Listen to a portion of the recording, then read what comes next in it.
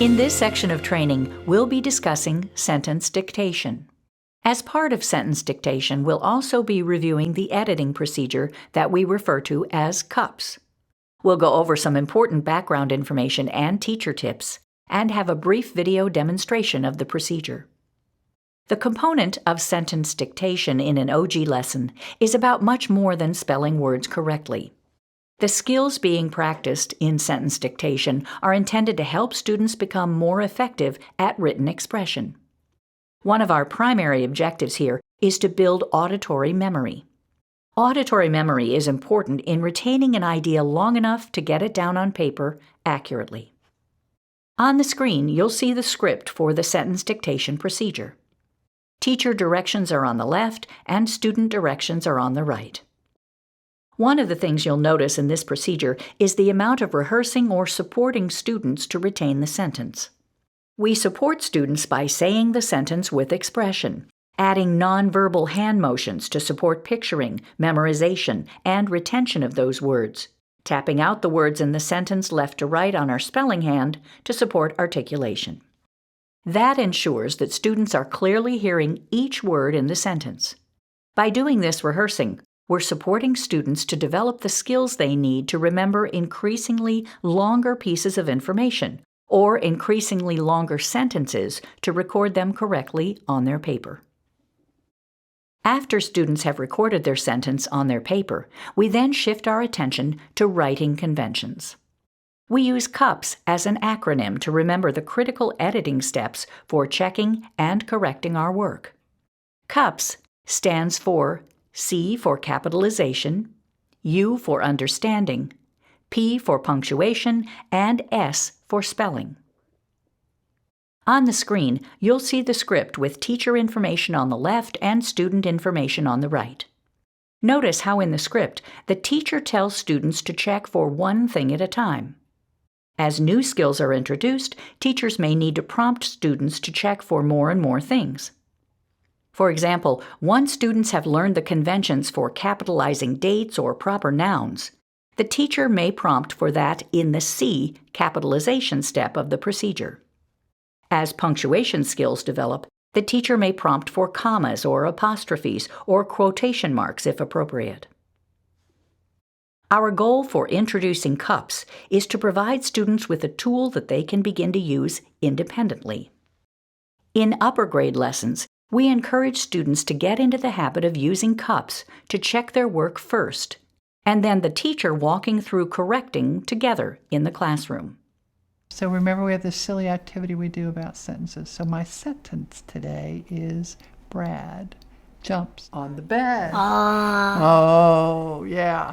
And remember, I think Brad's kind of a big guy, so I hold up my hands like this. Brad jumps on the bed. That's right. Let's try that again. Brad jumps on the bed.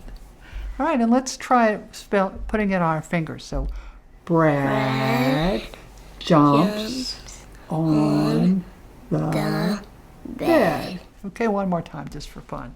Brad jumps on the bed.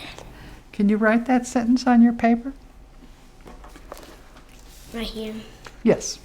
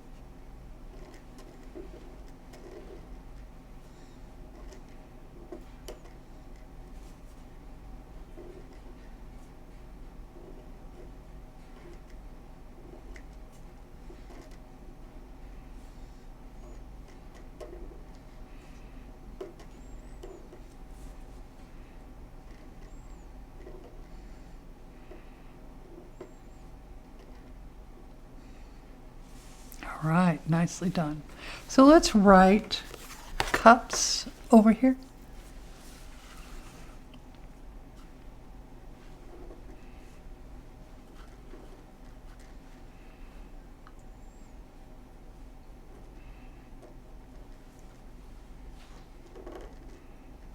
Okay, so cups.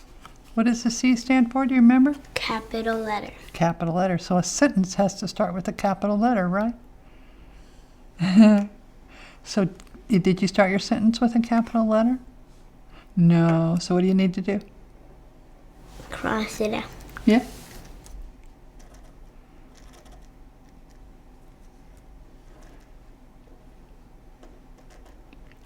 Okay, and are there any other capital letters required in that sentence?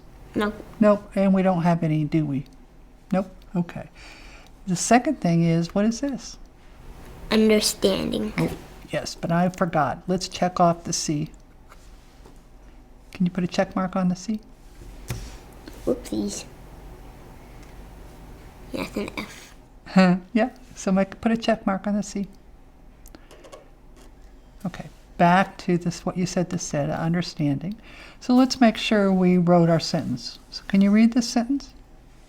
Brad jumps on the bed. Right, so you got it? Said that sounds like what I said, right? P stands for? Spelling. P stands for punctuation. Yeah.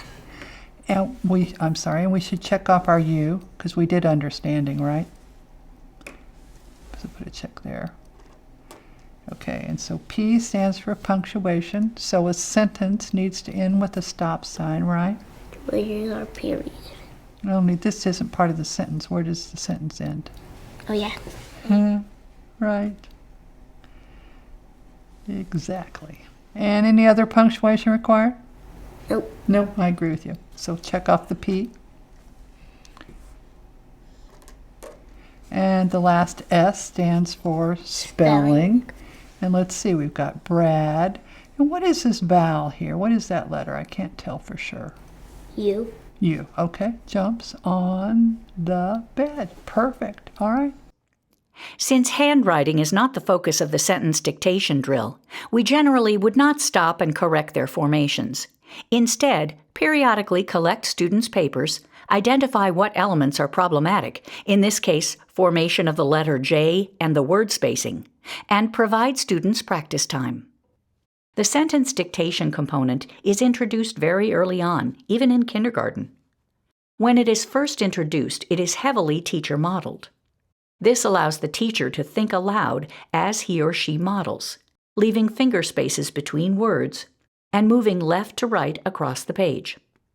Eventually, students engage in writing the sentence on their own. Throughout all grades, sentences increase in difficulty, length, and complexity of punctuation. This concludes the sentence dictation portion of training.